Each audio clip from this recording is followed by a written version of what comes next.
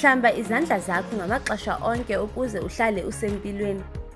Kufuneke uhlambe izandla zakho njalo njalo ukuze ukhuseleke ungosulelwa yintsholongwane ye-COVID-19. Ukuze ungasisasazi esi sifo, hlala uzihlamba izandla zakho.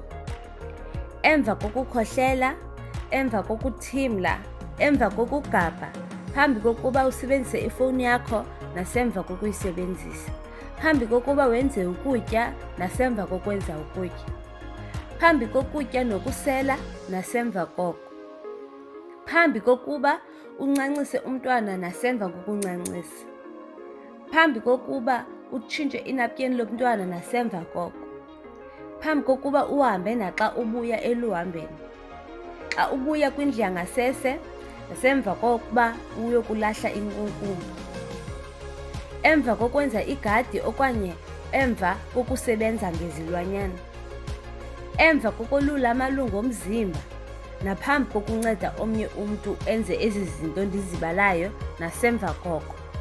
Hlamba izandla zakho ngamanzi nesepha, hlamba izandla zakho njalo njalo. Phelisa ukosulela yile ntsholongwane i-COVID-19. Impilo yethu isezandleni zakho.